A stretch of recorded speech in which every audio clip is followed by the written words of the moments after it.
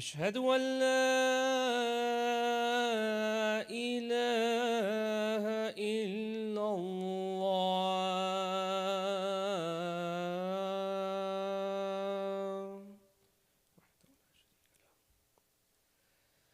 أشهد أن محمدًا رسول الله.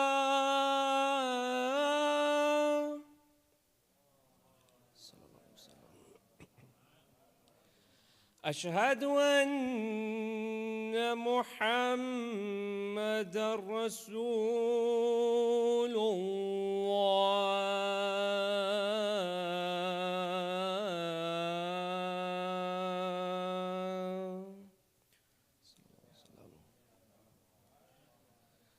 أشهد أن عليًا ولي الله.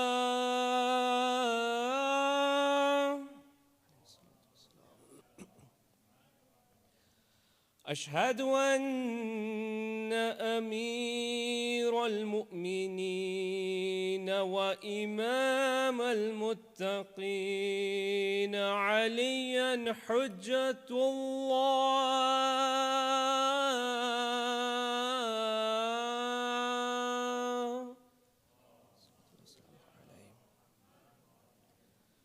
حي على الصلاة. حي على الصلاة.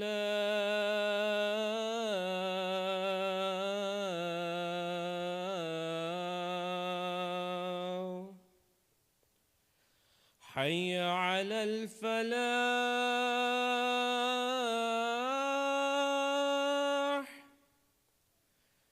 حي على الفلاح.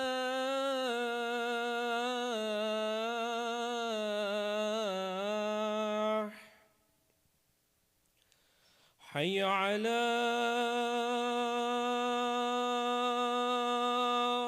خير العمل. حي على خير العمل. الله أكبر. الله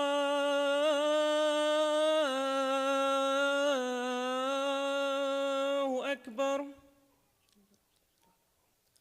لا إله إلا الله.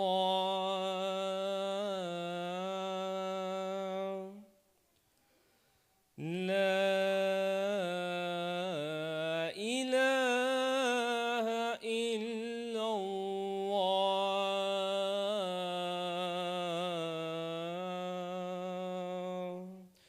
وصلى الله على محمد وآله وسلم.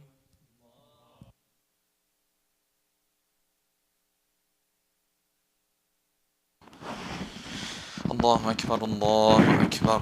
أشهد أن لا إله إلا الله. أشهد أن لا إله إلا الله. أشهد أن محمدا رسول الله. اللهم صل على محمد وعلى محمد. أشهد أن محمدا رسول الله. اللهم صل على محمد وعلى محمد. وأن عليا حجة الله صلوات الله وسلامه عليه. حي على الصلاة. حي على الصلاة. حي على الفلاح. حي على الفلاح. حي على خير العمل. حي على خير العمل. قد قامت الصلاة. قد قامت الصلاة. الله أكبر الله أكبر. لا إله إلا الله. استغفر الله ربي وأتوب إليه. الله أكبر. بسم الله الرحمن الرحيم. الحمد لله رب العالمين الرحمن الرحيم مالك يوم الدين. إياك نعبد وإياك نستعين. اهدنا الصراط المستقيم صراط الذين أنعمت عليهم غير المغضوب عليهم ولا الضالين.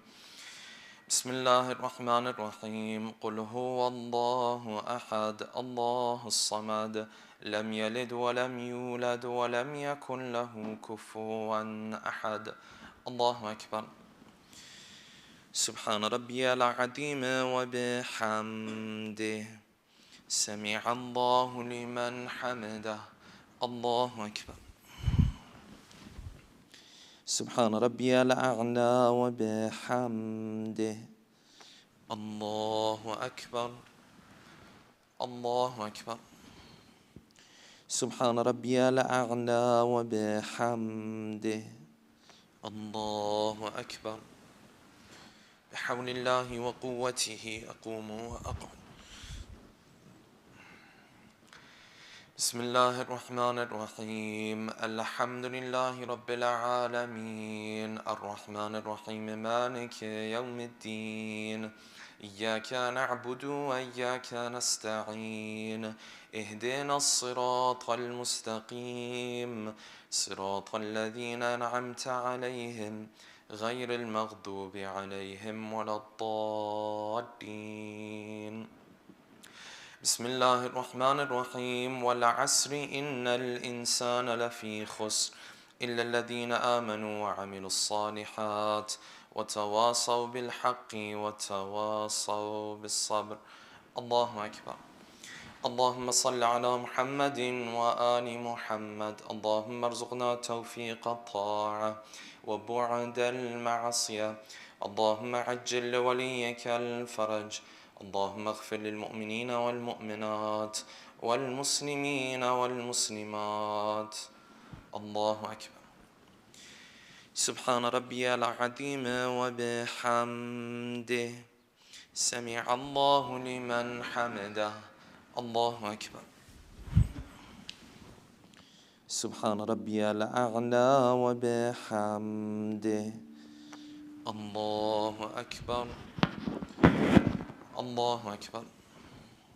سبحان ربي الأعلى وبحمده.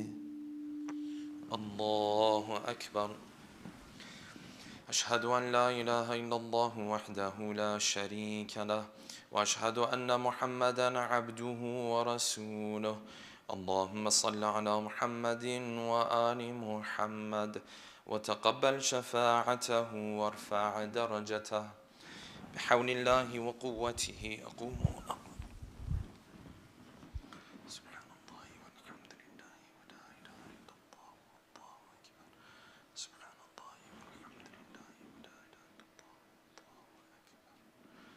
والله أكبر.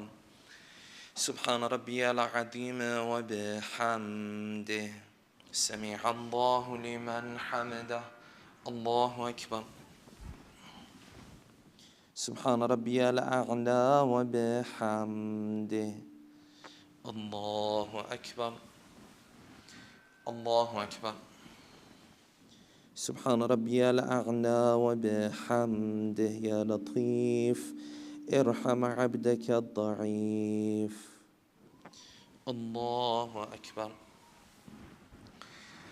بسم الله وبالله الحمد لله. أشهد أن لا إله إلا الله وحده لا شريك له وأشهد أن محمدا عبده ورسوله. اللهم صل على محمد وآل محمد. السلام عليك أيها النبي ورحمة الله وبركاته. السلام علينا وعلى عباد الله الصالحين. السلام عليكم ورحمة الله وبركاته. الله أكبر. الله أكبر. الله أكبر.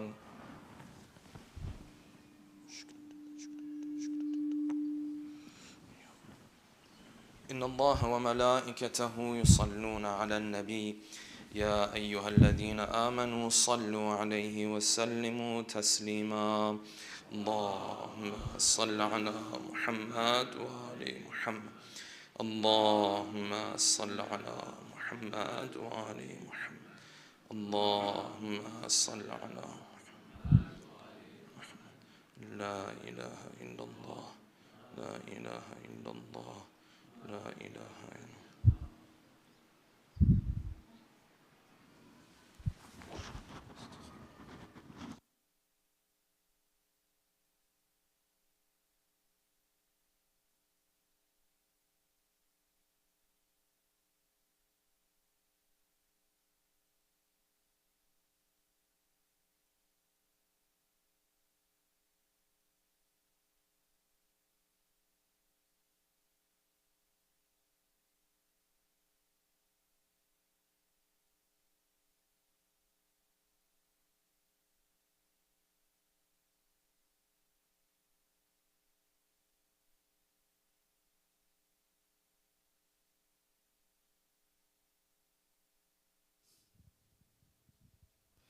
بسم الله الرحمن الرحيم.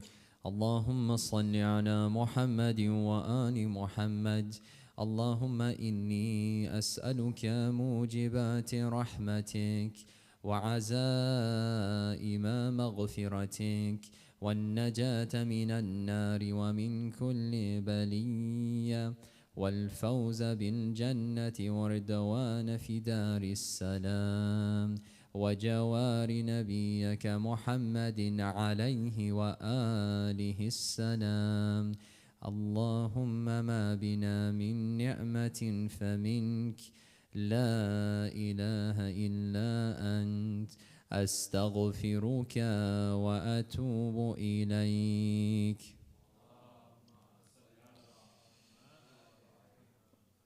O Allah, I see the causes of your mercy and the resolve to earn your forgiveness and safety from the fire and from every difficulty and success through heaven, and your pleasure in the land of peace and the neighborhood of your Prophet Muhammad, peace be upon him and his family. O Allah, we have no blessing but from you. There is no God but you, and I seek your forgiveness and I turn to you. Sallu ala Muhammad wa ali Muhammad.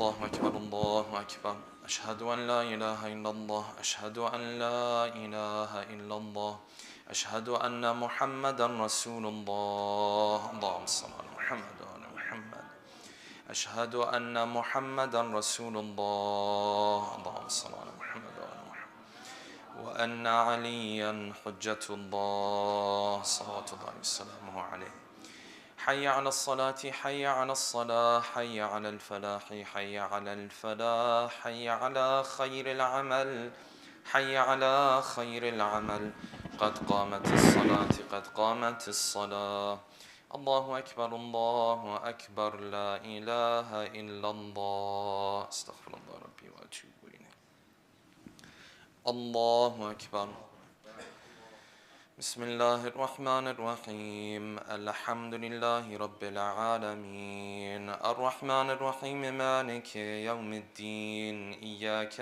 نعبد وإياك نستعين اهدنا الصراط المستقيم صراط الذين أنعمت عليهم غير المغضوب عليهم ولا الضالين بسم الله الرحمن الرحيم قل هو الله أحد الله الصمد لم يلد ولم يولد ولم يكن له كفوا أحد الله أكبر سبحان ربي العظيم وبحمده سمع الله لمن حمده الله أكبر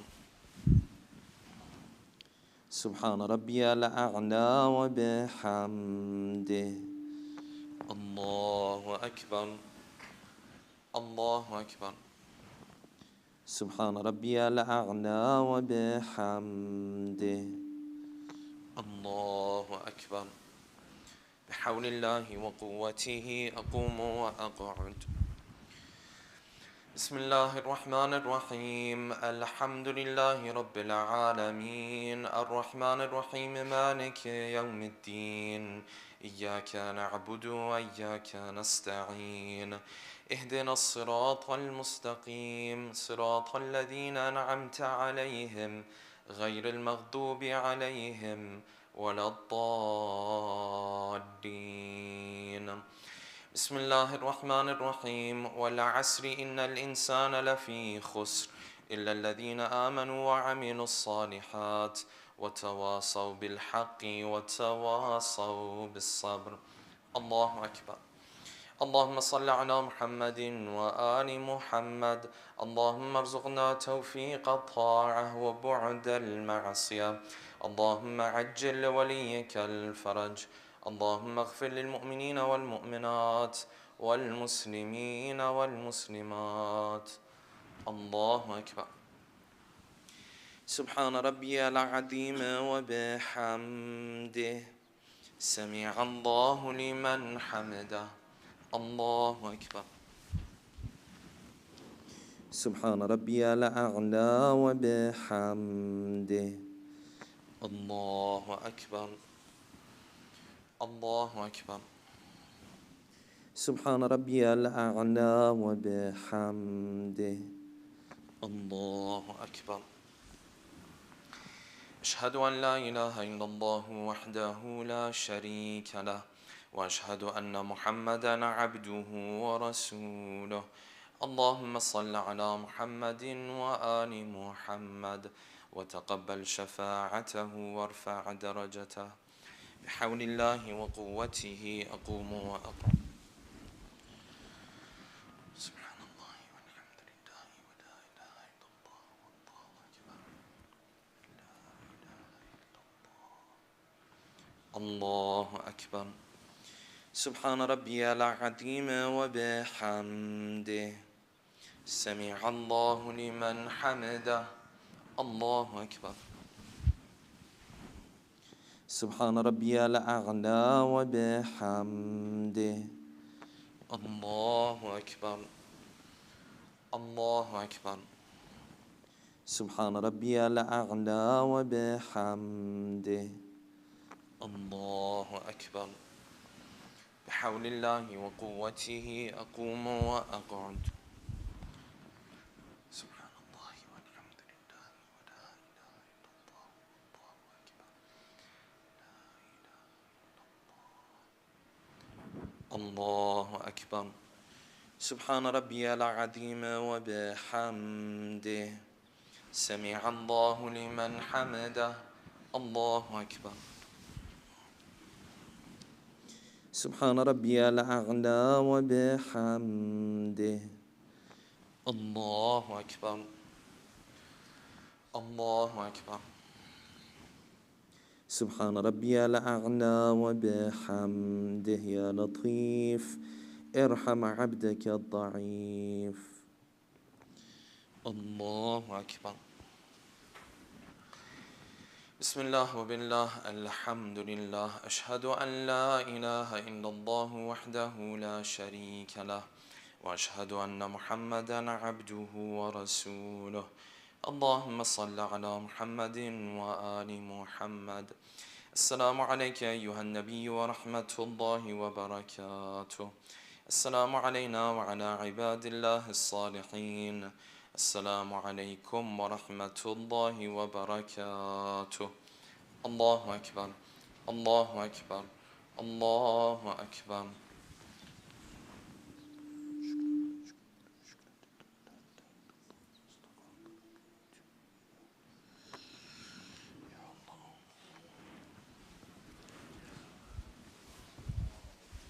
إن الله وملائكته يصلون على النبي يا أيها الذين آمنوا صلوا عليه وسلموا تسليما. اللهم صل على محمد وآل محمد. اللهم صل على محمد وآل محمد. اللهم صل على محمد وآل محمد.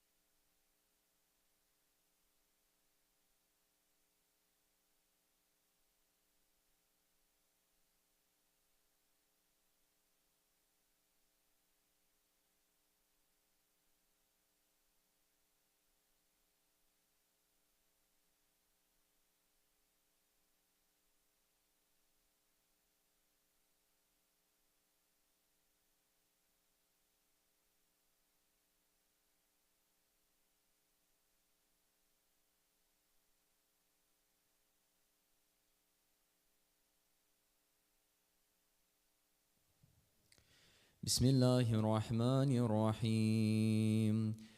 اللهم صل على محمد وآل محمد. اللهم إنه ليس لي علم بموضع رزقي وإنما أطلبه بخطرات تخطر على قلبي فأجول في طلبه البلدان فأنا فيما أنا طالب كالحيران لا أدري أفي سهل هو أم في جبل أم في أرض أم في السماء أم في بر أم في بحر وعلى يدي من ومن قبل من وقد علمت أن علمه عندك وأسبابه بيدك وأنت الذي تقسمه بلطفك وتسببه برحمتك اللهم فصل على محمد وآله واجعل يا ربي رزقك لي واسعا ومتلبه سهلا ومأخذه قريبا ولا تعنني بطلب ما لم تقدر لي فيه رزقا فإنك غني عن عذابي وأنا فقير إلى رحمتك فصل على محمد وآله وجد على عبدك بفضلك إنك ذو فضل عظيم.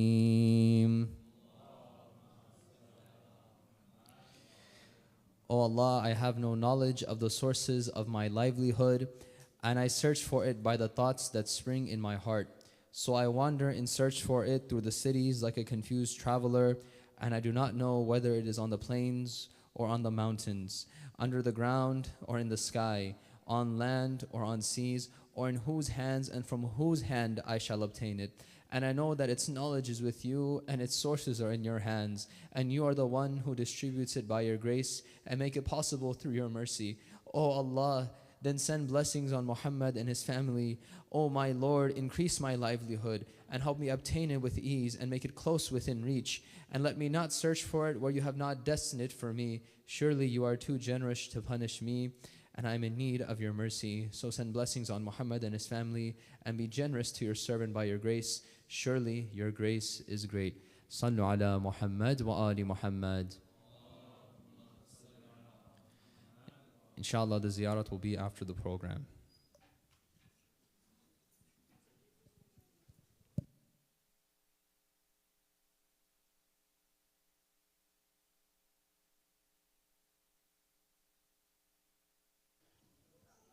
Brothers and sisters, inshallah, if you'd like to settle in, we'll start the program for this evening with recitation of Holy Quran. Bar Muhammad wa ala Muhammad salawat.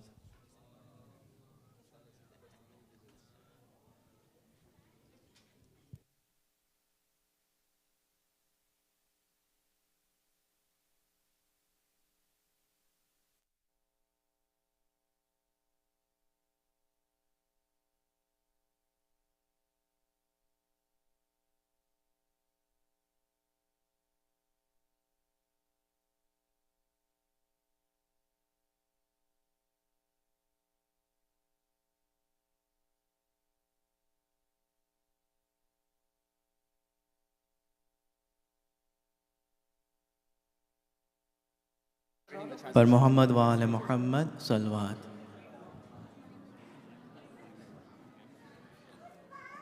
Brothers and sisters, inshallah, if you will please settle down. At this time, I'd like to request Brother Zunair for recitation of Holy Quran with the loud salawat ala Muhammad wa ala Muhammad.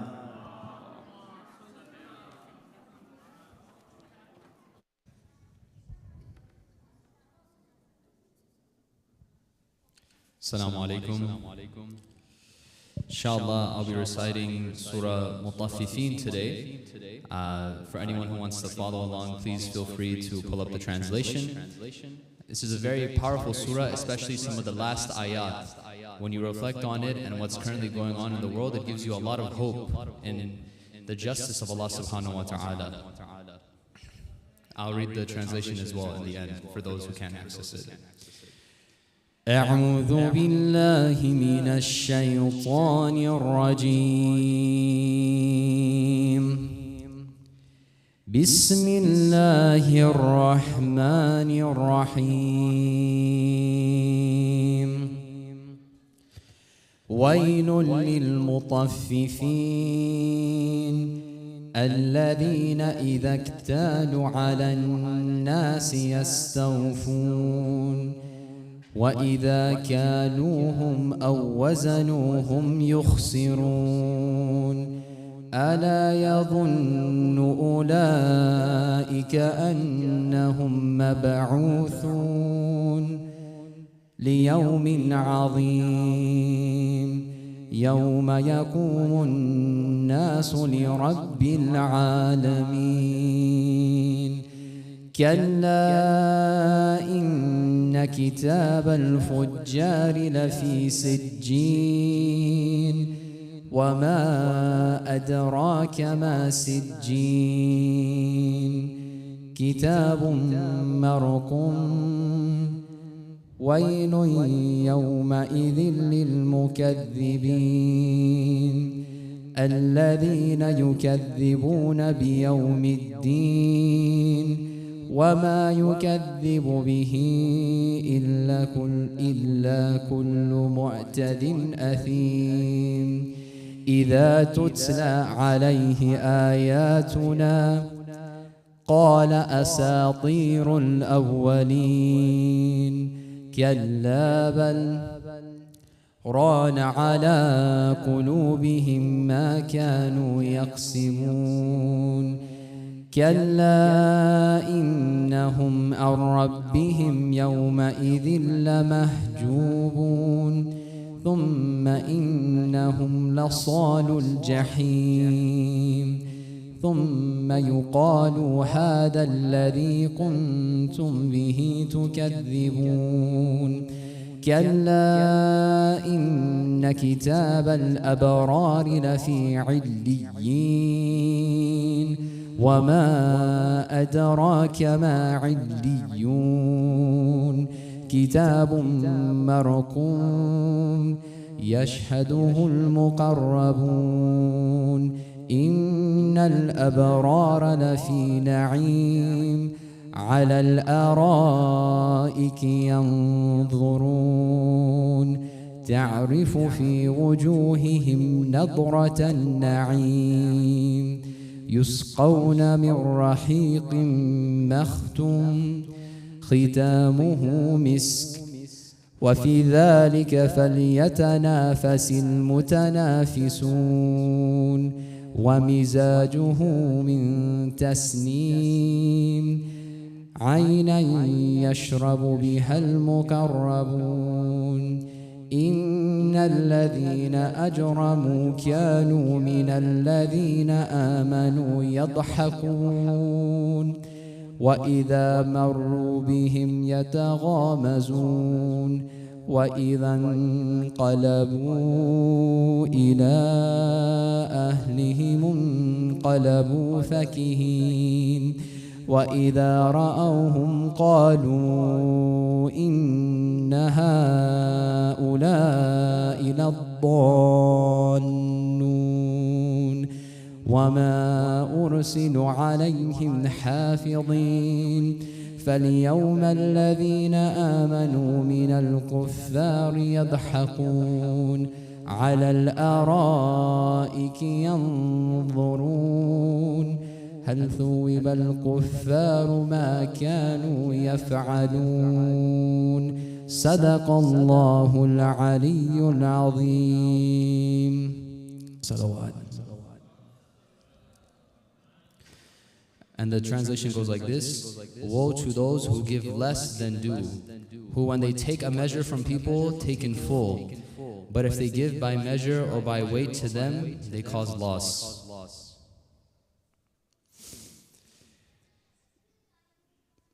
Do they not think that they will be resurrected for a tremendous day, the day when mankind will stand before the Lord of the worlds?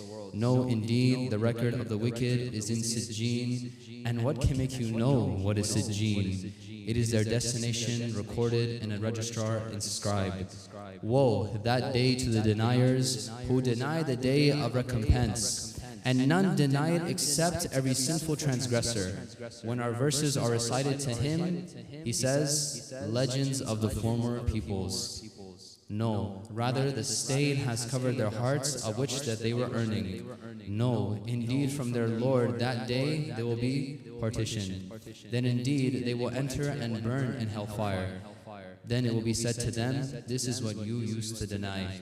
No, indeed, the record of the righteous is in Illiyun. And what can make you know what is Illiyun? It is their destination recorded in a register inscribed, which is witnessed by those brought near to Allah. Indeed, the righteous will be in pleasure on adored couches observing. You will recognize in their faces the radiance of pleasure, and they will be given to drink pure wine which was sealed. The last of it is musk. So for this, let the competitors compete. And its mixture is of tasneem, a spring from which those near to Allah drink. Indeed, those who committed crimes used to laugh at those who believed. And when they passed by them, they would exchange glances. And when they returned to their people, they would return jesting. And when they saw them, they would say, indeed, those are truly lost people. But when they had not been sent as guardians over them, so today, those who believe are laughing at the disbelievers, on adorned couches observing. Have the disbelievers not been rewarded on this day for what they used to do? Sadaqallahu al-Aliyyul Azim.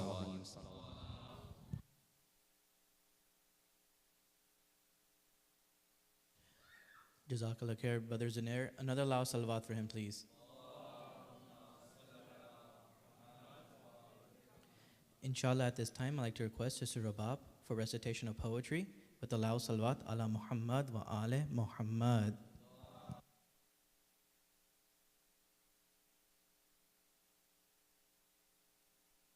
Assalamu alaikum, everyone. Mawlid Mubarak and Jashn Sadiqin Mubarak to the Imam of our time, Ajallahu Farajahum, and to all of you and your families. Unfortunately, no okra was used in the making of this poem. This is called The Dawn of Mercy. On a blessed night in Rabi al-Awwal, in the spring of humankind, an unseen fervor has ignited the realm of the divine, as if a door of light has opened and formed a bridge to paradise, spanning from the earth to the loftiest of skies. O angels, look around. What is the splendor that surrounds you?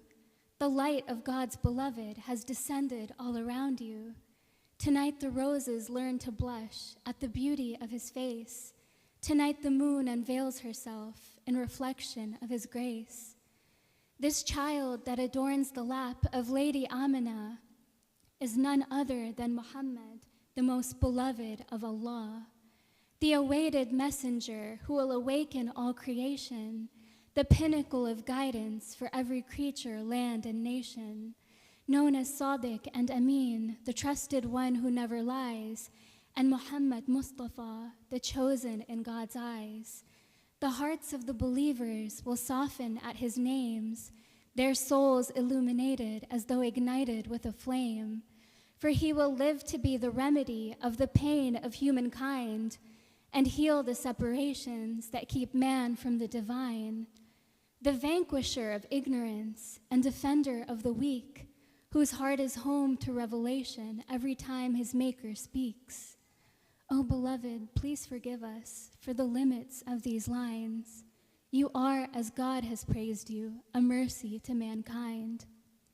When the creator of the worlds has declared how much he loves you, with what language can a sinful soul do justice to your virtues? How can a poet's feeble pen contain the oceans of your praise when every star and sky has praised you? What more remains to say? You who brought the spring of truth to the barren desert darkness, you who vanquished Jahiliyyah with the blade of your politeness, standing ever resolute among the men who worshipped clay, the breaker of the idols, turning darkness into day, arising like the sun, giving light to every mind, the splitter of the moon and the healer of the blind. But my favorite of your miracles, that still leaves my heart in awe, is the beauty of your character, so devoid of any flaw. May my life be sacrificed for the man who owns my heart, the one who beautified akhlaq and transformed it into art. The universe had never seen enchanting manners like your own, They thought you a magician for the way you softened hearts of stone. Had you treated them with harshness, O beloved of Allah, their hearts would not incline to you, O Muhammad Mustafa. It was not magic or deception that led to your success. It was absolute God consciousness that filled your holy chest, and ma'rifah beyond what any other heart could hold. No other being could encompass the light within your soul, or engage so thoughtfully with such tenderness and grace, the way you welcomed every creature into your luminous embrace. If mankind had ever doubted the endless mercy of Allah, He sent you to remind us through your love, Rasulullah, that the doorway of His mercy remains open to us all if we sincerely seek forgiveness every time we slip and fall. Your guidance catches us and revives our foolish hearts, shielding us from the corruption that tears the world apart. Tonight we thank you for your guidance in the way that God commanded. As reward for your risala, just one treasure you demanded, the mawadda of your family, the holy ones you held most dear. Though 1,000 years have passed, we vow to always hold them near. We offer our fidelity to Ali eternally and pledge the blood within our veins for Al-Qa'im Al-Mahdi. All we ask you in return for this pledge of loyalty is to be with you in paradise, with you eternally. And on the day when every soul is awash with guilt and fear, please grant us your affection and allow us to be near. Please grant us your affection, O Taha, O Yasin. Please grant us your affection, Rahmatun lil Alameen. Salawat.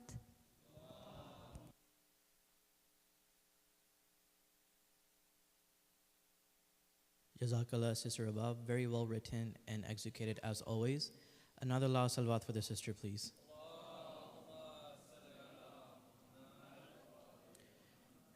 Inshallah, before I request Brother Hassan Abbas Kanani to come for poetry, just a small request, as tonight is a celebration night, to inshallah please move closer to inshallah create the atmosphere of celebration as we welcome Brother Hassan Abbas Kanani for recitation of poetry with Allah salawat ala Muhammad wa ale Muhammad.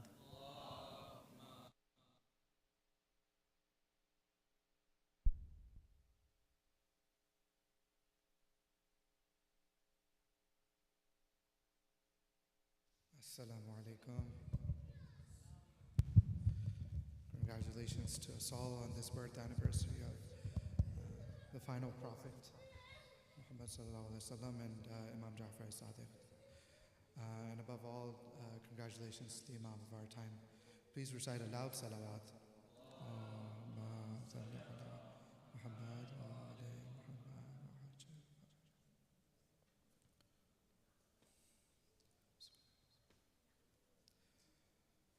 Ya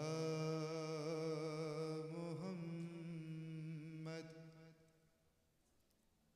aisi izzat aapne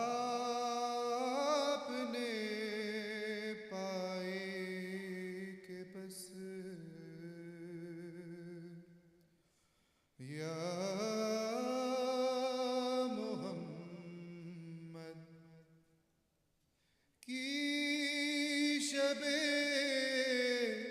असरा खुदा ने वो पजीराई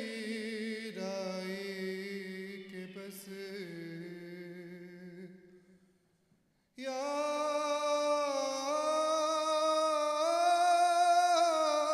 मोहम्मद और एक पल में मुस्तफा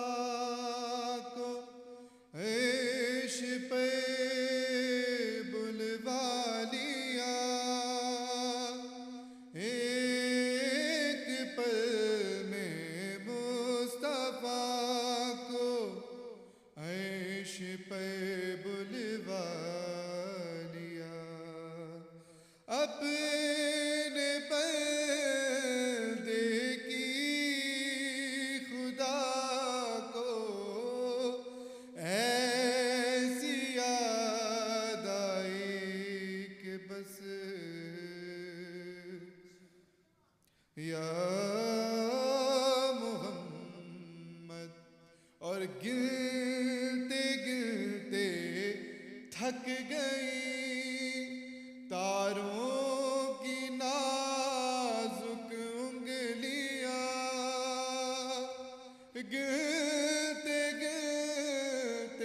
थक गई तारों की नाजुक उंगलियां मुस्तफा की गए ज़मीं पे मुस्तफा मुर्तज़ा मुस्तफा की गए ज़मीं पे इतने शैदाई के बस या मोहम्मद और मैंने जलती धूप में जब छेड़ दी नाते रसूल मैंने जलती धूप में जब छेड़ दी नाते रसूल रहमतों की है तरफ से ऐसी घटा छाई के बस या मोहम्मद और ख़ास तवज्जो का तालिब देख अभी वक्त है दामन नबी का थाम ले देख अभी वक्त है दामन नबी का थाम ले वरना कल महशर में होगी ऐसी रुसवाई के बस या मोहम्मद और एक दिल में लिखने बैठा था शबे हिजरत का हाल क्या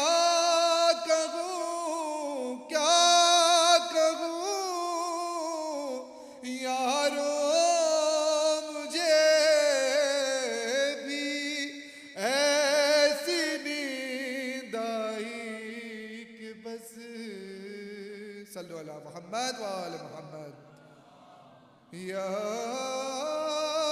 मोहम्मद और उन फरिश्तों ने अभी पूछा ही क्या था सरोश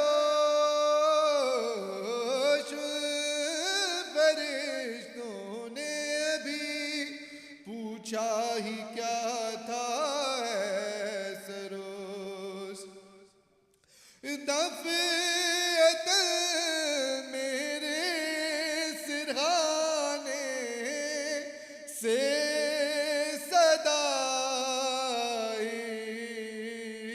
बस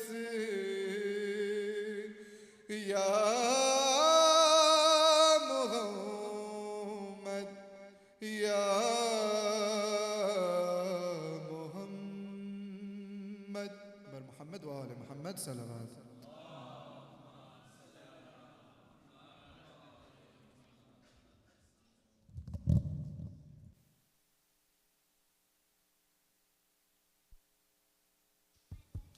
Jazakallah khair, Brother Hassan Abbas Kanani. Alhamdulillah, the DFW community is blessed to have poets like you and Sister Rabab and many others who make these celebrations one to remember. Another loud salawat for all of our reciters for this evening.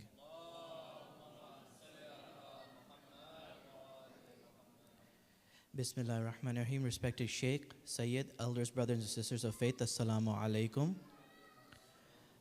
Congratulations to the believers on the birth of the Holy Prophet Sallallahu Alaihi Wasallam and Imam Sadiq alayhi salam. Allah.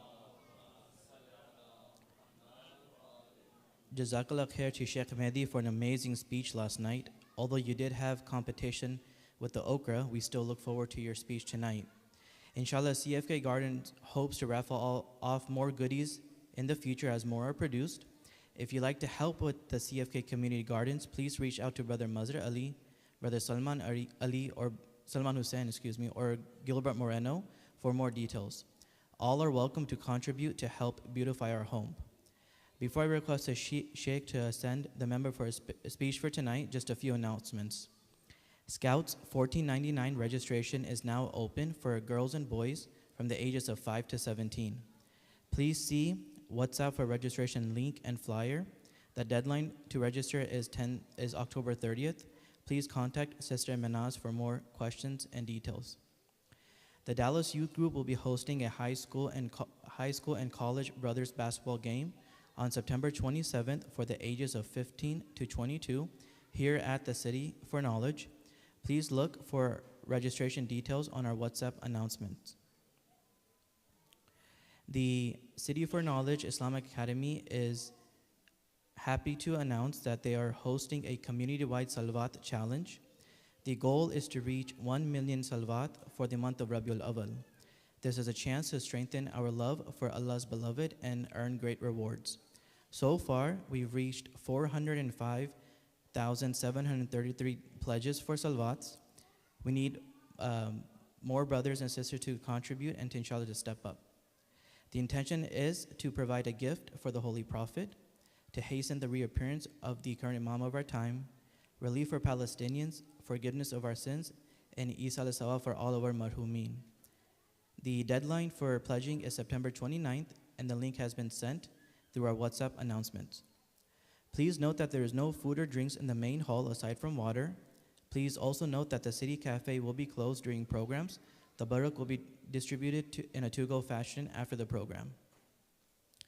Before I request the Sheikh to begin his speech for tonight, I'd like to request that we recite a Surah Fatiha for the marhumin of tonight's program sponsors. Let us include our own marhumin and mu'minat and those of the Muslim Ummah.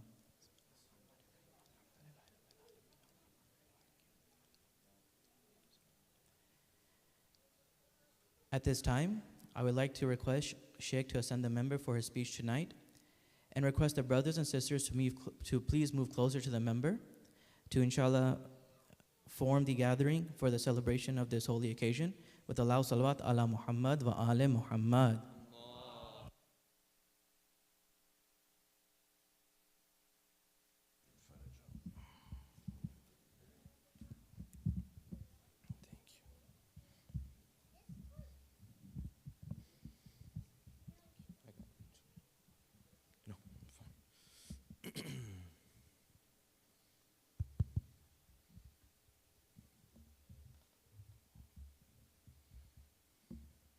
الفاتحة بسم الله الرحمن الرحيم مالك يوم الدين الصراط المستقيم صراط الذين أنعمت عليهم غير المغضوب عليهم ولا الضالين أعوذ بالله من الشيطان الرجيم بسم الله الرحمن الرحيم الحمد لله رب العالمين والصلاة والسلام على سيدنا ونبينا أبي القاسم المصطفى محمد اللهم صل على محمد وعلى أهل بيته الطيبين الطاهرين واللعنة الدائمة على أعدائهم أجمعين من الآن إلى قيام يوم الدين. For the love of our beloved Prophet and his beloved progeny, a second loud salawat. Allahumma salli ala Muhammad. For the hastening and the return of our beloved 12th Imam, a third final loud salawat. Allahumma salli ala Muhammad wa ala Muhammad wa ajjal farajah. So inshallah, tonight we are going to touch on 3 of the beautiful characteristics of our Holy Prophet that I thought would be the most relevant to us living in this part of the world and in this day and age.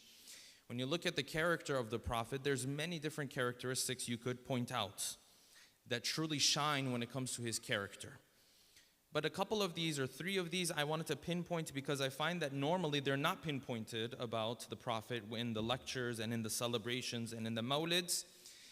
And also because this character of our Holy Prophet is also under attack. For those who are aware, because the character of the Prophet is so beautiful, it shines so brightly, the enemies of Islam are also working very hard to raise different questions, challenge the character of the Prophet, raise questions about what he did during his lifetime, and so on and so forth. There's two particular areas in the life of the Prophet that has now become areas where people with Islamophobic intentions continuously raise and continuously talk about it. In lectures, on social media, different places. Your children, when they go to school, they will definitely, at one point or another, have an encounter with someone who asks them these questions. Many of our adults also are not aware and don't understand how to address these questions. Two areas in particular. Of those areas, number one are the military expeditions of the prophets. Yes, the battles of the Prophet. What was his intention? Why did he go about it the way he went about it? Was he the type of person who all of a sudden, the moment he got his hands on power, changed from the calm and collected Muhammad and became the, very harsh and very attacking Muhammad all of a sudden? This is one of the biggest challenges that have been made as it relates to the character of the Prophet. So number one, the military expeditions of the Prophet. Number two, the personal life of the Prophet, in particular, his personal relationships and the marriages of the Prophet. These two areas today have become places where people who want to attack Islam, they attack these two areas. Yes? Now, of course, today is a day of celebration. It's a Mawlid, so I haven't decided to go into either of these two areas because, of course, today's celebration and atmosphere is different. I bring this up to say that it is no longer enough for us to simply sit there and sing the praises of the prophets. When we sit and sing the praises of the Prophet, that's part of our faith. There's no doubt about that, yes? That is what we will do tonight, inshallah. But singing the praises of the Prophet is one thing. Answering serious questions and challenges that have come up with regards to his character is a different thing. And as an Islamic center, we have a role to address both of these. Both of these are part of our mission. It's not enough for me just to tell my son that your Prophet had amazing, impeccable akhlaq. Because when he goes to school, other children ask him, why did your Prophet marry this person and she was this age and that age? Why did the Prophet marry this person and she came from this background? Why did the Prophet marry this person and you believe that she ended up betraying the Prophet? Did the Prophet not have enough insight not to marry a person who probably betrayed him more than anybody else? These are questions that will be raised, yes? It's not enough for me to sit here only say, yes, your Prophet had the most impeccable akhlaq. Well, how does impeccable akhlaq show itself in the day-to-day life? But then these questions are brought up in day-to-day life, yes? So, this is extremely important. It's not enough for me to sit there and say the Prophet was very forgiving. In fact, he was. Definitely he was. But then people, they'll look at the military expeditions of the Prophet. They find there were times the Prophet put his foot down. The Prophet didn't necessarily forgive in the sense that we understand. So these are questions that are raised. These are challenges that are made to the character of the Prophet. Hence, it's important for us, alongside singing the praise of the Ahl Bayt and the Prophet, also having platforms and times where we can sit and discuss and address these questions. Not many of them, or at least not all of them, can we address in the form of a mimbar, in the form of a mawlid. Sometimes we can, sometimes we can't. It's important to have classes, to have workshops, yes, to have seminars where we can address these issues. Otherwise, you will find, as time goes on, more and more our faith will be questioned. And we can sit there and say, yes, the Prophet was amazing. But if you don't have answers to these questions, well then, that's not going to take you very far, yes? So tonight, inshallah, 3 of those characteristics that I believe are very relevant to our lives today, yes? And inshallah, today's talk is a mini talk. It's a half talk, yes? Then inshallah, we'll do the Kahoot. And hopefully the Kahoot, we actually learn a lot from the Kahoots. It's not just for fun. There will be a lot of learning experience as part of it as well. So for that, I'll explain how we're going to pair up folks and so on and so forth, yes? The first of those characteristics that I believe today, especially with what's happening in Palestine, what's happening in Lebanon, what's happening in different parts of the world, you and I have to learn from the character of the Prophet was always the Prophet had a positive outlook on everything. It was impossible for you to ever find the Prophet in a situation where he had lost his morale. It's impossible to find the Prophet in a situation where he is negative. Impossible find the Prophet in a situation where he has accepted defeat in the ultimate sense of the word. Yes, there were ups, there were downs. But never did you come to the Prophet and he said, you know what, we've tried so much and we've been persevering on this path and the results don't really add up. So, let's just move on with our life. Never. The Prophet was never negative. Now in today's world, sometimes with bigger things that are happening in the world, sometimes in our own personal lives with smaller things that happen in our life, you will find shaitan utilizes this a lot. Why? Because the moment you're negative, it's so much easier for you to disobey Allah. When you're negative, your relationship with Allah subhanahu wa ta'ala starts to be severed, starts to become a weaker relationship. Because when you're negative, you are no longer thankful to Allah for everything that He has done for you. You are no longer thankful for the results that He has already placed in your life. It's very easy for shaitan to come and tell you, Baba, he doesn't care about you anyways. You keep praying and praying, but nothing happens. These are the words of shaitan. You keep asking him, nothing happens. You wanted to have this hajah given to you, it didn't happen. He doesn't hear you. If he hears you, he doesn't care. But when you look at the life of the Prophet, always positive mentality. And you find the Prophet took the smallest things to do what the hadith refers to as at-tafa'ul bil khair. Yes, tafa'ul bil khair means what? Means you take something as a good omen. You take something as a good sign. This is tafa'ul bil khair. Some of these are in your Kahoot, huh? So you need to pay attention. Yes. So, tafa'ul bil khair, the Prophet took sometimes the smallest things and he said, oh look, this means Allah subhanahu wa ta'ala is on our side. This means Allah subhanahu wa ta'ala is making things easy for us. So where did this happen? Particularly in the treaty or the sulh known as the Treaty of Hudaybiyah. Yes? This happened in the 6th year after Hijrah. So imagine the Prophet was already in Mecca for 13 years. Yes? Then he migrated to Medina. When he migrated to Medina, the battles begun. Yes? Smaller ones even before Badr, the Prophet had other battles. Then Badr, Uhud, this. Until the time came where he wanted to go and perform the rituals of Hajj in Mecca. So 6th year after Hijrah, gets the whole Muslim community together. We're going to move from Medina to Mecca. On their way, Quraysh, of course, stops them.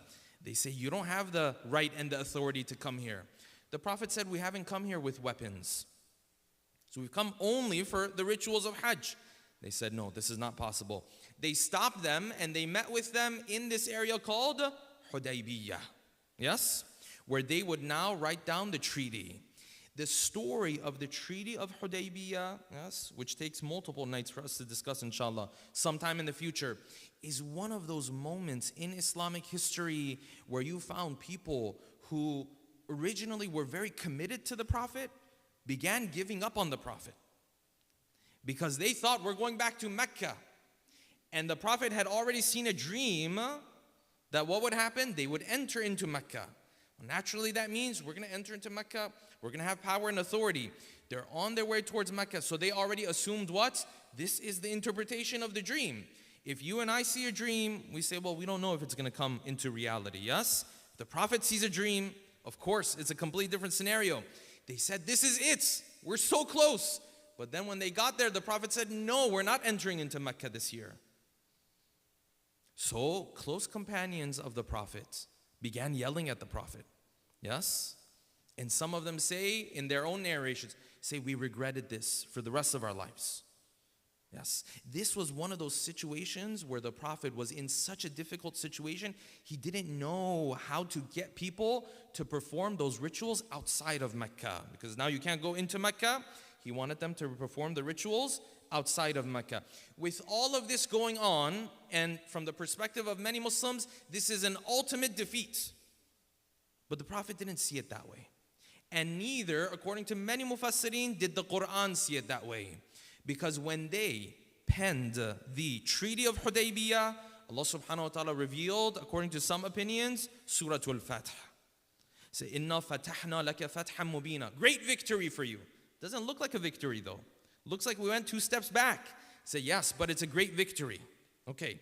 In the midst of this whole situation, where many Muslims feel like this is a major defeat, the Prophet is awaiting to see who is going to be sent from the other side to negotiate the terms of this treaty. So they're awaiting, and who comes their way? A person comes their way who in Islamic history maybe is one of the most stubborn people you will ever read of. You know, there are people who are stubborn on really big items, important things. Then there are people who are stubborn on details. Yes? Who came? Sahl ibn Amr. Yes? Sahl ibn Amr, one of the kuffar of Quraysh. He began to make his way. As we read in history, negotiating with Sahl was not Sahl at all. Yes? Negotiating with Sahl was not easy at all.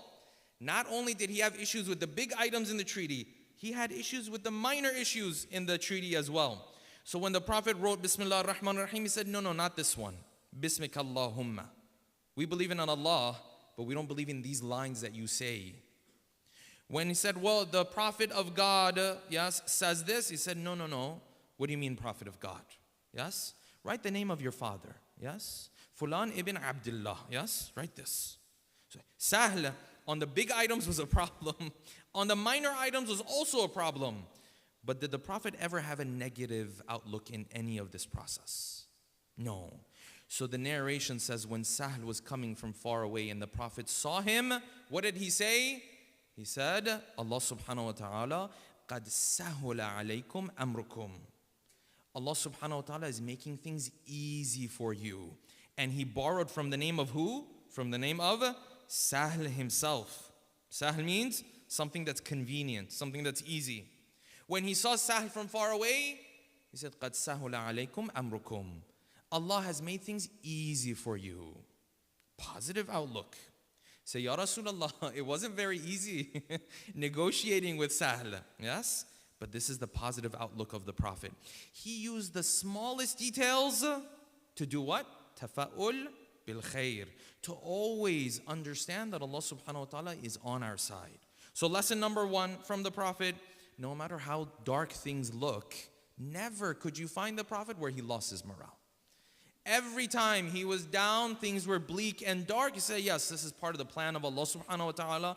As long as I'm doing my efforts, I can't lose hope in the mercy of Allah subhanahu wa ta'ala. Allah salawat, please. Allahumma salli ala Muhammad wa ala Muhammad. This is why this beautiful narration from the 6th Imam, you'll remember this when good things happen and when bad things happen in life. Yes, the 6th Imam said in Al-Kafi, he said the Prophet was such, when something good used to happen, he used to say, Alhamdulillah ala hadihi an-ni'mah. All praise belongs to Allah because of this blessing that He gave to us. Well, obviously, when the good things happen, you're going to do what? You're going to thank Allah subhanahu wa ta'ala. So this part is easy. Said, when the Prophet, bad things happened to him, he used to say almost the same exact thing with like the smallest difference. So instead of saying, Alhamdulillah ala hadihi ni'mah, he used to say, all praise belongs to Allah, ala kulli hal, in every situation. This was the stability that the Prophet had in his positive outlook. Never did he sit there and say, what is this? Why are we dealing with this? If it's something good, Alhamdulillah ala hadihi ni'mah, yes? If it's something bad, Alhamdulillah ala kulli hal. We always praise Allah subhanahu wa ta'ala. This is characteristic number 1. Let us move on to characteristic number 2. A loud salawat, please. Allahumma salli ala. Number 2, the second characteristic of the Prophet, which in fact is a result of 10, 20, 30 different characteristics, is that the Prophet somehow, some way used to do things in a way where people gravitated towards him. People wanted to be around him. People wanted to spend time with him. People wanted to invite him to their house. Sometimes people didn't even have food, still invite the Prophet to this house. Everyone gravitated to the Prophet. Now, this means the Prophet probably had 30, 40, 50 different characteristics that when you put it all together, people always wanted to be around him. So the narration says when he used to do wudu, some of his companions used to grab the water that would drop from his wudu This is how much they wanted to associate with him. Yes? Constantly they wanted to be around him. But maybe the most beautiful manifestation of this was after the conquest of Mecca. So, the Prophet now in Mecca, 13 years. Then he went to Medina for 8 years.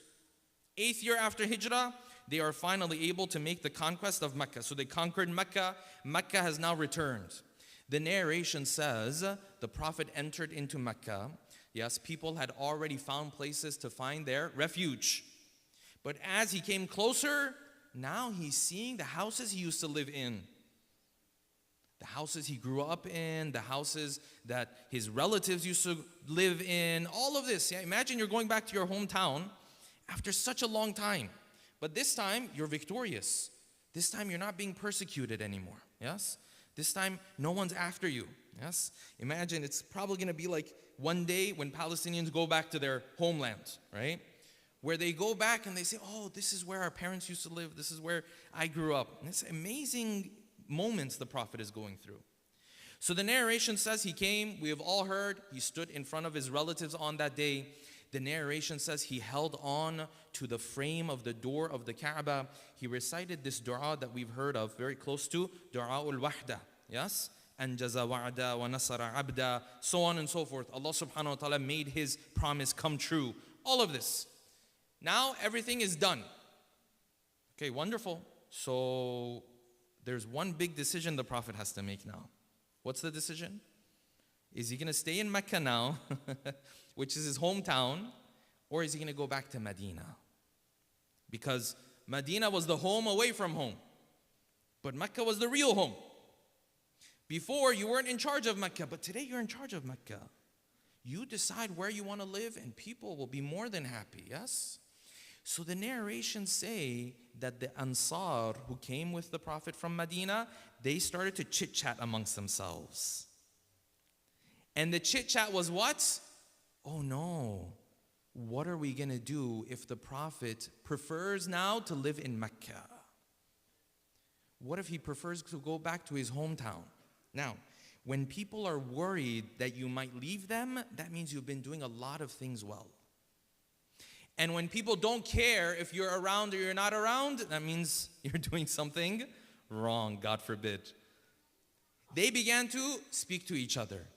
Oh, now the Prophet is probably going to, he's found a place better than our place now. Yes? So they began to speak to one another. Revelation came from Allah subhanahu wa ta'ala that this is what your companions are saying. This is what they're thinking. The Prophet turned to them. He said, "O Ansar, is this what you're worried about?" They said, "Yes, Ya Rasulullah. This is what we're worried about. But we only said it because we know if you don't come back to Medina with us, how much we will miss you. How much we will regret losing you. We're not opposing your decision. We're just letting you know we want to be around you. We want to be with you." So the Prophet turned to them. Yes? He said, "No, my life is tied to your life. My death tied to your death. We will now return together to the city of Medina." And hence the Prophet returned back to the city of Medina. Though he had his hometown, but he returned back to the city of Medina. Why are Ansar so worried about this anyways? Because he has the type of characteristics, people gravitate towards him. And that is a bundle of 30, 40, 50 different things that the Prophet does. That when people are around him, they don't want to leave. This is why Zayd ibn Haritha, at the end of his life, yes, Zayd ibn Haritha was a servant that was gifted to the Prophet by Khadija. Lived in the house of the Prophet for many years. After the conquest of Mecca and so on and so forth, his relatives came back to him. Yes? They said, "Zayd, we finally found you after such a long time. Why don't you come back and live with our family?" They turned to the Prophet, they said, "Ya Rasulullah, you have to free him." He said, "I've already freed him. If he wants to go or he wants to stay in our house, it's up to Zayd. Zayd has to make this decision." So the father of Zayd said, "Zayd, I've come a long way. Now you've grown up. Do you want to come back to your relatives, your family, all of this?" Yes? And Zayd told them in a very affectionate way. He said, "I love my family. But the moment I started spending time with the Prophet, I always prefer him over anybody else. You're freed, you can go back." He said, "I don't want to go back. I want to stick around here." So characteristic number 2, everybody always gravitated to our Prophet. A loud salawat, please. Allahumma salli. Number 3, final point, and inshallah we'll move on. The Prophet never made any decisions in life without planning and strategizing. Never did the Prophet sit there and do this thing that we do all the time, yeah? Inshallah, it'll be fine. We're choosing this career. Should I choose this career? Should I not? Well, your cousin chose this career, so inshallah, it'll be good for you too. No, that's not how we make decisions. I want to see if I want to marry this person. Oh, well, very handsome. Inshallah, we'll be fine. We're going to have kids. Inshallah, it's a good idea to do. No, this is not how we do things. We plan, we strategize, and this is missing in our communities.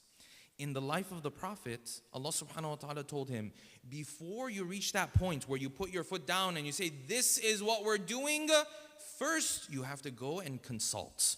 First you have to go and ask. First you have to go and plan and strategize. Nothing major did the Prophet ever do without planning and strategizing and thinking 10 steps ahead.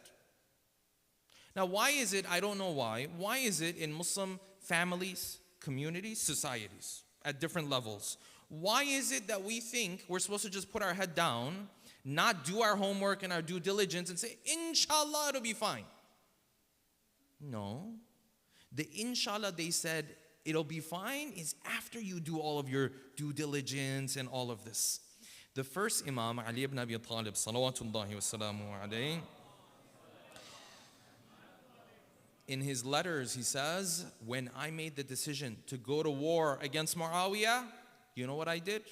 I thought about this issue 1,000,000 times, 100 times. He says, I flipped this in my hands many, many times until I reached the point, if I don't do this, I'm clearly disobeying God.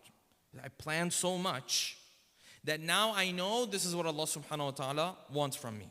Planning and strategizing. Where did this happen in the life of the Prophet? When it came to the conquest of Mecca. The conquest of Mecca was a masterpiece. Why? Because if you're going to go back to a city that's been prosecuting you or persecuting you for 10 plus years now, that's not going to be a simple process. Somehow, some way, the Prophet did it in a way where not even 100 people were killed. Not even 50 people were killed. Historians say even less than that. The people who did end up being killed were people who had other crimes that needed to be removed from society. So even the ones who were removed, it was a deliberate thing. How did the Prophet pull this off? Not to create chaos. He could have done what?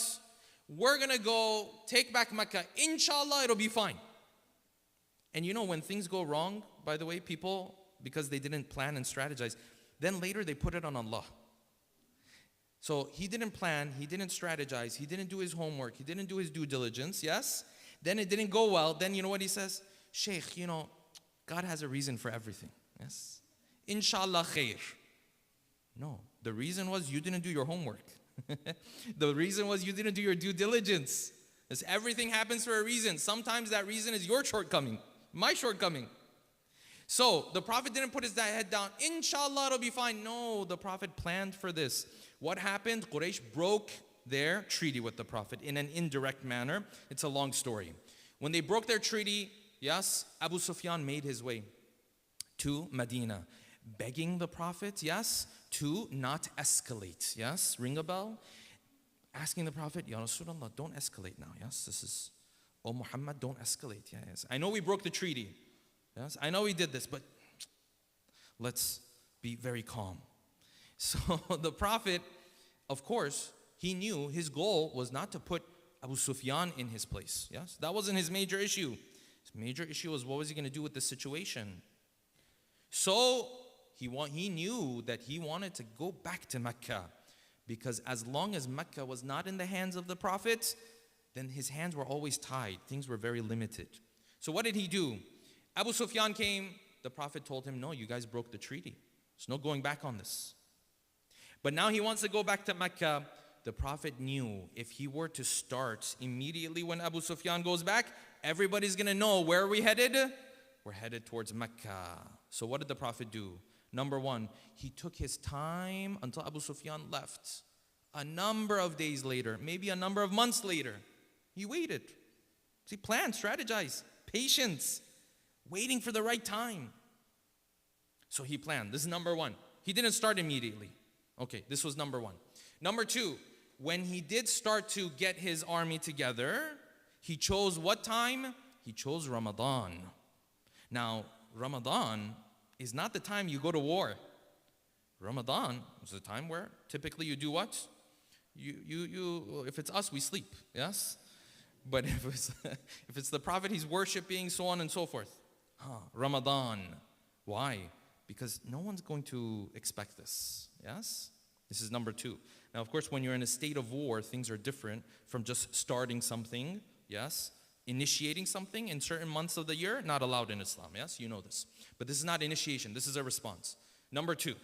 Number three, when he started to put together his army, people came. They said, Ya Rasulullah, where are we headed, by the way? He said, we are headed where Allah knows we are headed.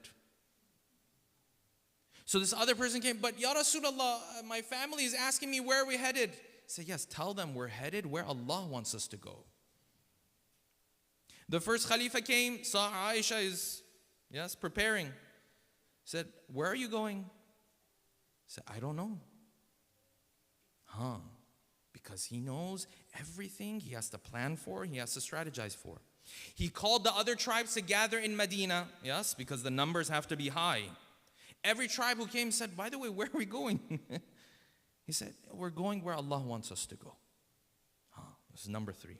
Number four, when they started the movement, he sent a separate expedition to a different area, ahead of himself. People said, oh, this is where he's going with this. But he wasn't going there. He was going to Mecca. But he sent an expedition there. Number five, he started to monitor the paths to Mecca to make sure that nobody on the way goes and leaks the news before he gets to Mecca. So all of these steps. So the kuffar of Quraysh found out about the Prophet when? They found out about the Prophet maybe at the time where they could hear the sound of the horses and the camels. Maybe at the time where they could see the fires that they have made during the night around Mecca. They found out too late. But this is how the Prophet was able to pull off a conquest where 99% of the people involved, yes, their noses didn't even bleed. Because the Prophet plans, he strategizes, he's patient, he does things when Allah subhanahu wa ta'ala wants him to do things. Now let's take this in our personal lives, yes? So now your spouse came home, he's tired, she's tired, but no, now you have to tell her that when she put the dishes in the dishwasher, she put it the wrong way. Now's the time. But she's tired. No, but now's the time. We have to straighten out this issue right now. In the words of one of the family members of one of the maraja, yes, passed away the maraja, yes, the daughter said, you know, my father had the ability that if he didn't think now is the right time to say something, he would hold on to what he wanted to say. And he would wait for the right time. She said, sometimes it felt like he was able to wait 30 years if he didn't feel like it was the right time to say something. Yes? Now, dishwasher, you can't wait 30 years. But you get the point. The Prophet planned strategy. Smaller things, bigger things in life. If Muslims planned and strategized and thought 10 steps ahead, we wouldn't be in the situation that we are in today. Yes? And it's easy to look at other nations on the other side of the world and say, yes, the Muslims, they have done this and they have done that, and these nations this and that. Start from yourself. Start from your personal life. What are you doing in planning and strategizing so that later you can uplift your own community, your own family, your own people? Allah subhanahu wa ta'ala is looking at you. Every one of us has a role to play. So how are you planning and strategizing for that role? This is lesson number 3 from our holy Prophet. Inshallah, with that, we'll end our talk. I don't know if it ended up being a short talk or a long talk, but either way, inshallah, hopefully, we all benefited from these lessons from the life of the Prophet. Inshallah, we'll transition to the Kahoot. A loud salawat, please. Allahumma salli ala Muhammad wa ala Muhammad.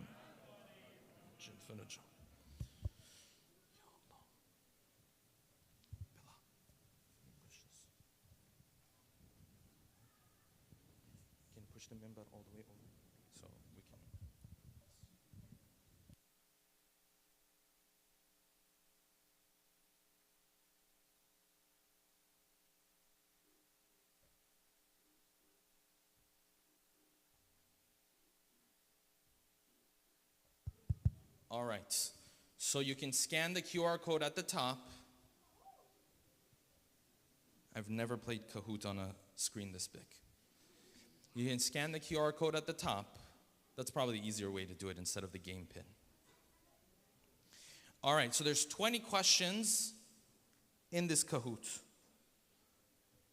I think 19, 20, something like that.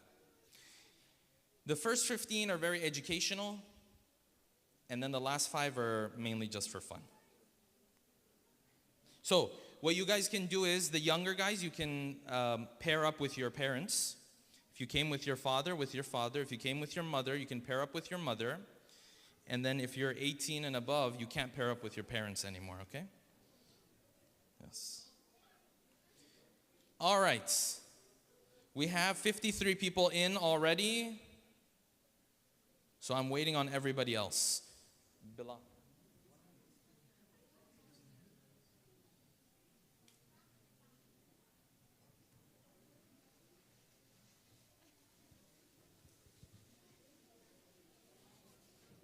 All right, so some of the questions are from tonight's talk. Some of the questions are from the talks that we had before. I think a couple of the questions are from the talk we had last night, if I'm not mistaken. Huh? Usually the people who choose sheikhs' names don't win. So it's not a winning strategy, I'll tell you that. They usually fail really badly. Yes? All right, we're going in 20 seconds. Who hasn't joined from the brother's side, still trying to join? Okay, very good. Sisters, everybody's in?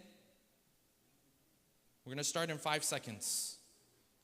We have 82 people ready to go. All right. Let's start in Urdu. Shuru? That's Farsi. So you just stole it from us. Okay. Shuru karo.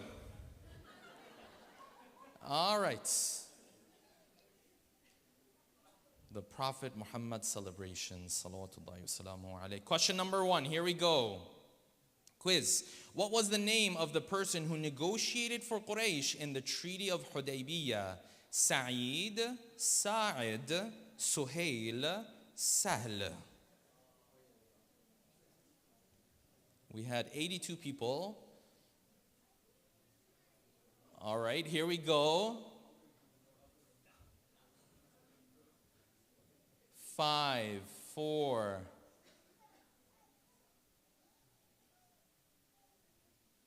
Going in 3. All right, the correct answer is yes. Sahl. I knew some people would fall for Suhail. Okay. I should have put Suhaila as well. Some people think a lady came and negotiated. All right, next question. Oh. True or false? The Prophet lost both of his parents before he was born. True or false? Tell him not to go to the next question until I tell him. All right, here we go. All right, click on skip. All right, very good. Very good. Only his father, yes? Next question. That shows it wasn't the real Sheikh Amin. If he got this question wrong, it shows it wasn't a real one. All right, next question. Here we go. Some of these have double points, by the way. Quiz. When the Prophet conquered Mecca and forgave Quraysh, which prophet did he reference? Prophet Isa, Prophet Yusuf, Prophet Musa, Prophet Ibrahim. He said, I'm going to forgive you guys like this prophet. Yes?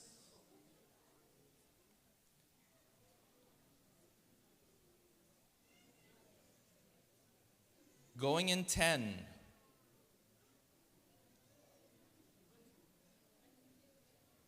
4, 3, 2, 1. The answer is Prophet Yusuf. Why did you guys make up all this stuff? All right. So the Prophet said, I'm going to forgive you guys the same way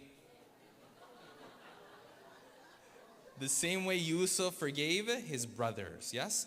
Can we move the divider over just a little bit? Just tilt it a little so I can see. Yes, there we go. Perfect. Thank you. All right. Okay, next question. Here we go. True or false? Double points. Both Shias and Sunnis agree the 17th of Rabiul Awwal is the Wiladah of the Prophets. True or false? Or is it a trick question? Or did I trick you guys by saying it's a trick question? All right, going in 10, 9, 8, 4, 3. All right. Very good. At least I'm glad you guys know other schools of thought. So what's the other dates? 12th of Rabiul Awwal. Very good, very good. All right. I'm still not convinced that's him. You know why? Because he's not that humble to put his own name. He would have put like the Sheikh or something like that, you know? All right, let's go. Next question. Quiz. Multi-select. How did the Prophet prepare for the conquest of Mecca to be a surprise? He didn't tell people where they're headed. He sent an expedition to another city. He chose the month of Ramadan. He watched the paths to Mecca to avoid a leak. He's got multiple answers. We just talked about this. If you get this wrong, means you were sleeping. Going in 10 seconds. You better put in just an answer because we're moving on. 5, 4, 3, 2, 1. Go to skip. Go. All right. Very good. All of them were correct. Very good. Next one. All right. We have 15 more questions to go, so you can catch up. Go for the next question. Quiz. Multi-select. Which are the titles for the prophets? Al-Amin, Al-Sadiq, Al-Baqir, Al-Mustafa, Taha, Ahmad. Choose all the options that are titles for the prophets.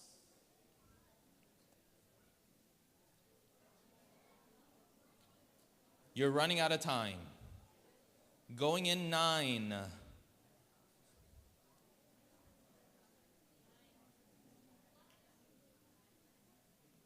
All right, here we go. All of them except for Al-Baqir. Al-Baqir is not the title of the prophets. All right. Okay. Let's go to the next question. Quiz. Choose the correct names for number 1, 2, and 3 in order. Mecca, Medina, Yemen. Yemen, Mecca, Medina. Medina, Mecca, Yemen. Medina, Yemen, Mecca. You weren't expecting this question.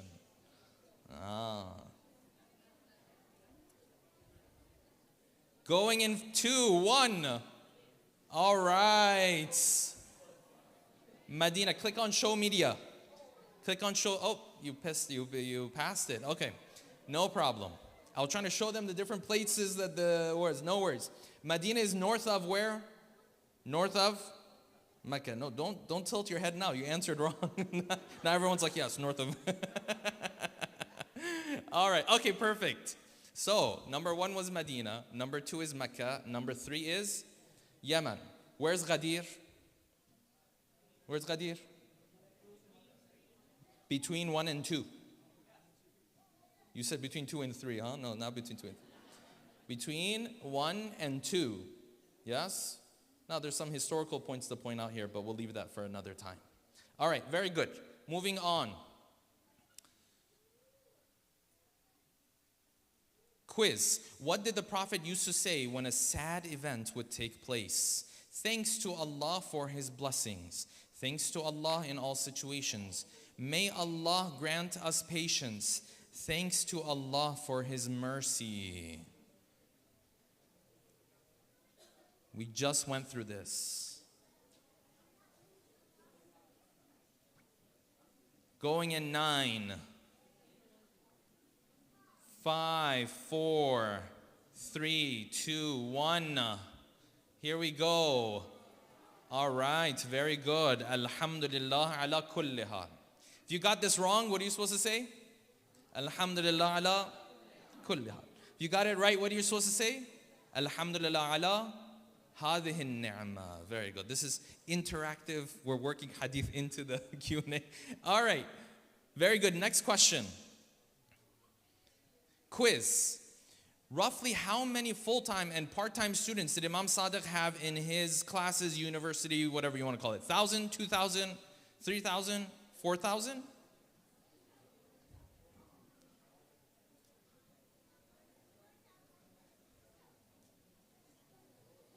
You said 4,000. Even the kids know the answers to these questions. All right, going in 5.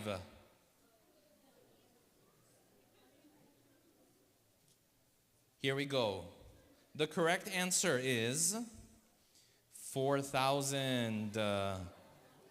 Very good. I mean, this is what's said in history. Of course, we don't know the exact number, but all right. Very good. Let's see. Risha is up 9 places. Wow. Okay, let's move on. Next question, quiz. Multi-select. Choose all the names who were disciples of Imam Sadiq.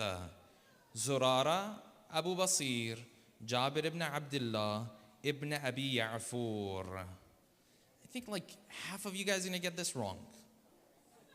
Yes. Huh? All right. You have 10 seconds. Disciples of Imam Sadiq. 4, 3, 2, 1. Here we go. Oh. Jabir ibn Abdullah was not a disciple of the 6th Imam. Yes? He lived until which Imam? 5th Imam, if I'm not mistaken. Yeah, I think 5th Imam. All right. Let's move on. All right. Okra Queen. All right, next question. Here we go. Quiz. How many times does the name Muhammad appear in the Quran? 2 times? 6 times? 4 times? 10 times? How many times in the Quran? I had to think about this myself, by the way. It was not that easy.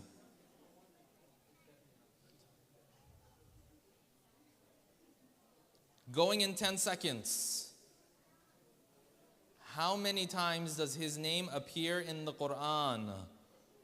Now I said the name Muhammad, yeah, not the name Ahmad. All right, 4 times. Anyone remember what those 4 times are? Anyone remember what those 4 times are? وَمَا مُحَمَّدٌ إِلَّا رَسُولٌ. When they said the Prophet was killed, Allah subhanahu wa ta'ala revealed Muhammad is a messenger. The God of Muhammad is still there.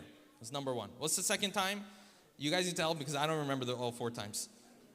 Huh? Surah Muhammad, yes. What's the verse? الَّذِينَ كَفَرُوا وَصَدُّوا عَنْ سَبِيلِ اللَّهِ أَضَلَّ أَعْمَالَهُم. Yes, something like that. وَأَضَلَّ أَعْمَالَهُم وَالَّذِينَ آمَنُوا بِمَا نُزِّلَ عَلَى مُحَمَّدٍ. Yes? Okay. Number 3 is when the Prophet says in Surah Al-Fath, the companions of Muhammad, they are the one who, they're constantly in ruku and sajda. I can't remember number 4. If anyone remembers number 4, I'll take it. That's Surah Al-Fath. Muhammadun Rasulullah walladhina amanu ma'ahu ashidda'u 'ala al-kuffari ruhama'u bainahum. Anyone remember number 4? We need to study more Quran, including myself. All right. What's the 4th one? ما كان محمد أبا أحد من رجالكم ولكن رسول الله وخاتم النبيين. Yes. So they said the Prophet is not just one of you. Yes. He has this high status. He is Khatamun Nabiyyin. He is the final of the prophets. Okay, very good. Let's move on. Okay, so we have Sheikh Amin here. Is this you, Sheikh Amin?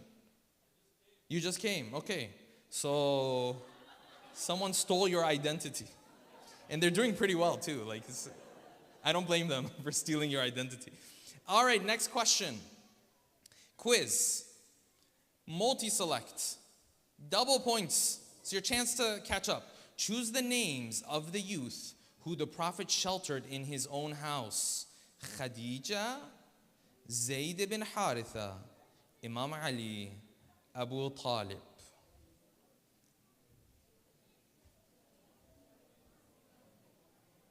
I should have put some other names for the other ones. This is too easy.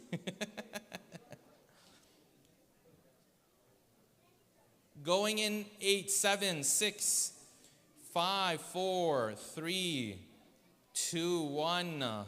All right, who was it? Yes, very good. All right. So this very much has to do with the topic of adoption, by the way. Yes? The Prophet didn't technically adopt them. What is adoption? Why do our scholars have a little bit of some detailed instructions on adoption and so on and so forth? It's a long discussion. So we'll probably have to do a lecture on it one day. But of course, raising someone in your house, sheltering them in your house, the Prophet did it himself, yes? Now, of course, I think Zayd ibn Haritha's situation was probably before even the Prophet became a prophet. Same with the first Imam, but I think it extended also to after the prophethood of the Prophet. All right, let's move on.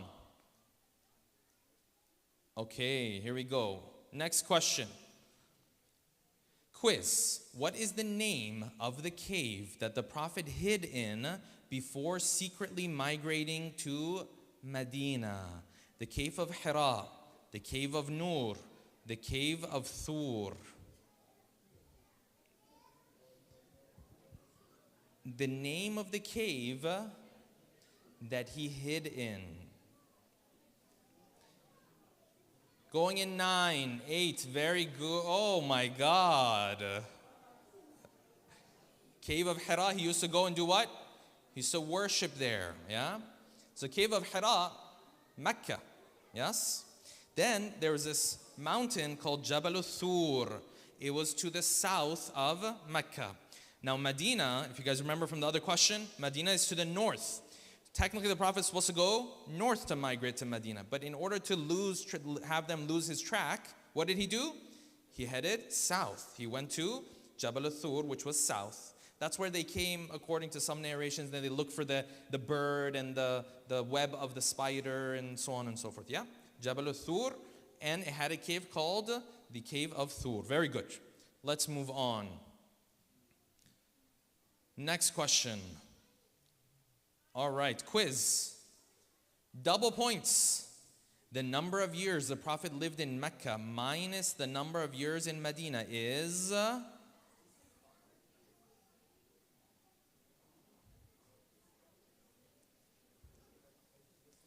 How many years is that?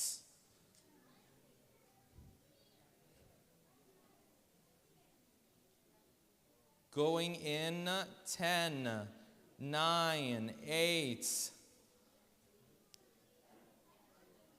All right, here we go. The correct answer is 3. 13 and 10. All right. Next question, guys, is a little bit more fun. No, I think we have one more serious question and then the rest is fun. Next question. Quiz. Multi-select. Double points. Choose all the places where the Prophet wrote letters to call them to Islam. Rome, Persia, Egypt, Bahrain. All the places the Prophet wrote letters to. This one's tough.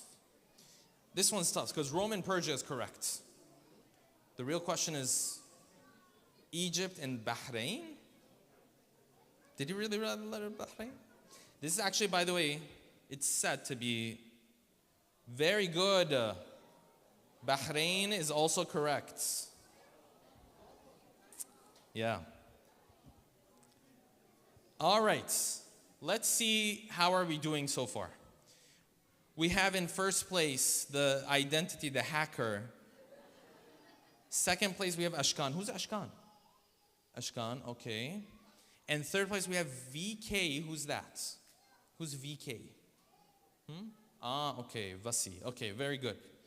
Okra queen is behind. So it doesn't look like a queen right now. Anyways. You need to be top 3 to be a queen. What kind of queen is this? You're getting an honorable mention. All right. Let's go to the fun questions. Go. Quiz. Which vegetable was our first produce from the community garden that there was a fight over last night? Tomatoes, potatoes, orca, okra. Was okay. Very good. Someone's gonna choose orca, by the way. Going in 8, 7, 6, 5, 4. All right. Okay, orca I think is a type of whale, if I'm not mistaken. Halal. All right, okra. Okay, if you're that upset over okra, then you need to get a life at this point. You say okra's. All right, let's go. Next question. Who's still at the top? Oh, even the okra couldn't get him. Okay. Next question. Quiz. What number are we aiming for to reach in the number of salawats for our Prophet Muhammad Expo? 500,000. 1,500,000. 1 million. If you get this wrong, 8, 7, 6, 5, 4, 3, 2, 1. 1 million. Very good. All right. So we need 1 million. We're at what right now? 400,000. So you need to go in the WhatsApp and pledge more salawats. Yes? But I don't know how many people we have here. Maybe 200, 300. I don't know how many people we have here. So if we say, how many salawats do we have to say right now to get to 1 million? A lot. Huh? We're going to be here a long time. Never mind. I was trying to get creative, but it doesn't work. It's okay. All right. Here we go. 2 more questions left. Next question. Quiz. I teach Sunday school. I love pickleball and wear a topi. Which Maulana am I?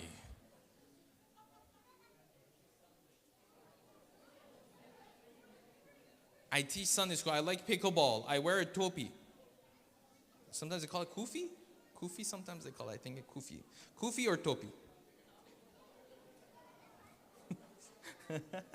He took it off. All right, Sayyid Hussein. All right, this is problematic. You guys think these are called topi? These are called Imam. All right. Here we go. Last question. So Okra Queen can actually become a queen. Last question. Here we go. Quiz. I studied in Najaf. I am knowledgeable, but I also have a nerdy side. Who am I?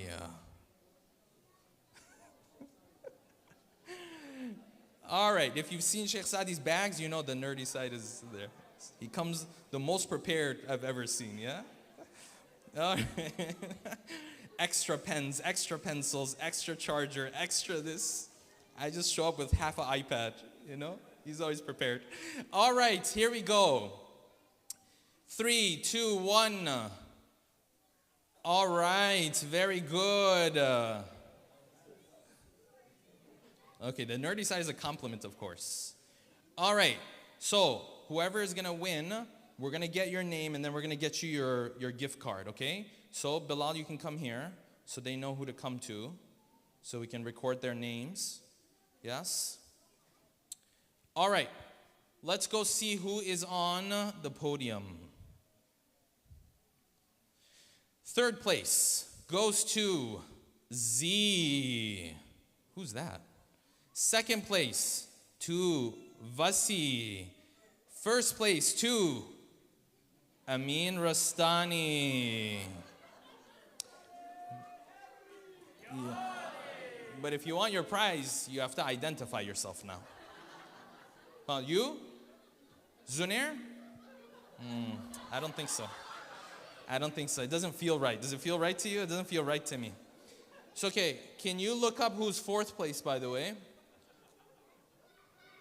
Summary. Oh no, this is going to unveil all the wrong answers. You don't need to go there. It's okay. It's all right. What we'll do is, who's Z, by the way? We didn't find out who Z is. No, who's Z? Who's Z? Yes? Okay, wonderful. So Sister Zahra of Jani, Z. And then VK is Vasi. And Amin Rastani is Zunair. So what we can do, inshallah, is we're going to take the prize for first place and we're going to allocate it between second place and third place. We're going to divide it between second place and third place because no. You don't get anything if you kept us in the dark for this long and then at the end you say this. It just didn't sit well with me, okay? All right? I'm not forgiving like the Prophet, okay? You got the wrong person here. Anyways, Sister Zahra, you'll get a prize, inshallah. Brother Vasi will get a prize as well. Thank you so much. Loud salawat, please. Allahumma salli ala Muhammad wa ala Muhammad. Inshallah, let's stand. We'll end with ziyarat, inshallah. Allahumma salli ala Muhammadin wa ali Muhammad. Assalamu alayka ya Rasulullah. Assalamu alayka ya Habib Allah. السلام عليك يا أمير المؤمنين علي بن أبي طالب السلام عليك يا فاطمة الزهراء سيدة نساء العالمين السلام عليك يا حسن المجتبى السلام عليك يا أبا عبد الله الحسين السلام على 9 المعصومين من ذرية الحسين السلام عليك يا صاحب العصر والزمان السلام عليك يا خليل